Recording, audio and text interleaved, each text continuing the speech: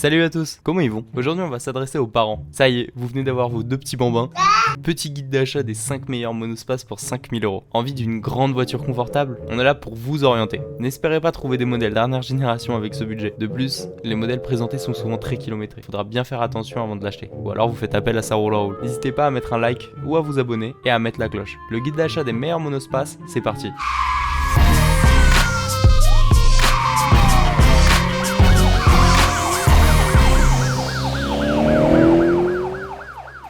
Alors en premier véhicule, on va parler du Voyageur de chez Chrysler. Oui, Chrysler, la marque qui n'est plus distribuée en France depuis 2011. Pour 5000 €, on peut trouver des modèles de 3ème génération, à la fois en essence et en diesel. Mais évidemment, mieux vaut partir sur un diesel, car le monospace a pour but de faire de la route. Et le modèle essence est pas forcément très fiable. Le Voyager fait partie des meilleurs choix. Les plus, il est confortable, il est très sécurisant, et il peut même posséder 7 vraies places. Les moins, un manque de pièces détachées, la consommation qui parfois était assez excessive, et il est super cher à la réparation.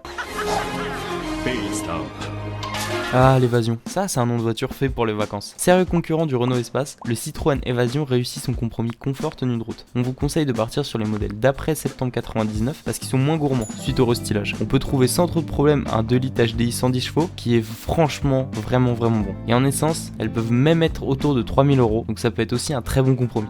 Les plus, confortables, ça va être pour, je pense, tous les véhicules, fiables, avec une bonne longévité sans entretien, et ils possèdent un grand coffre. Les moins, on peut remarquer quelques problèmes électroniques autour de 200 000 km, les finitions à revoir et le design en général qui est franchement à revoir.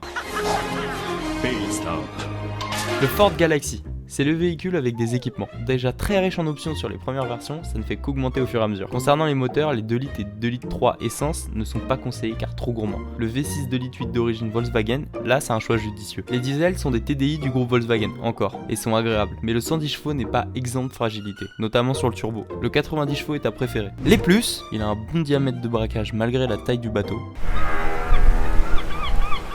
Fiable, et il possède, comme je l'ai dit plus haut, beaucoup d'options. Les moins, un cruel manque de rangement à l'intérieur et des finitions en plastique.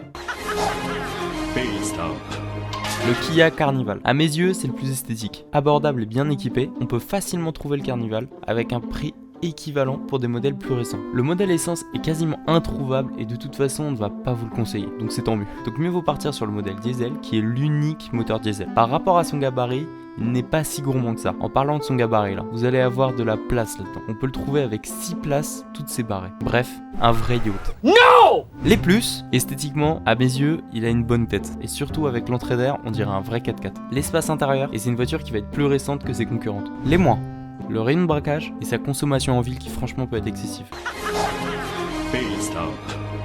Bon, vous pensiez quoi? Qu'on parlerait de monospace sans parler du monospace? Le Renault Espace. Je l'ai pas mis à la fin pour rien. Ici on va parler du 4ème. En effet, cette génération plus moderne et plus pratique, et en plus mieux équipée, c'est franchement un choix parfait. Un bon choix de moteur puissant. En diesel, le 2 litres DCI de 150 chevaux est parfait. Et en essence, 2 litres T, 170 chevaux. Il est possible de partir sur un Scénic 3 pour avoir un véhicule au même prix avec un budget un peu moindre, mais il sera tout autant kilométré. Les plus, le confort général, les nombreux rangements et un excellent comportement routier. Les moins, qui dit gros moteur dit plus de consommation. Donc la consommation va avoir tendance à être un peu élevée, les plastiques un peu fragiles et le design qui est un peu à revoir. Mais ça, forcément, c'est du design, ça dépend des gens. Merci d'avoir regardé cette vidéo. Si vous avez d'autres idées de véhicules à ajouter, mettez-les en commentaire. J'espère que ce guide d'achat a pu vous aider. N'hésitez pas à vous abonner et à mettre un like, ça nous motive encore plus. Et on se donne rendez-vous dans la prochaine vidéo. À bientôt.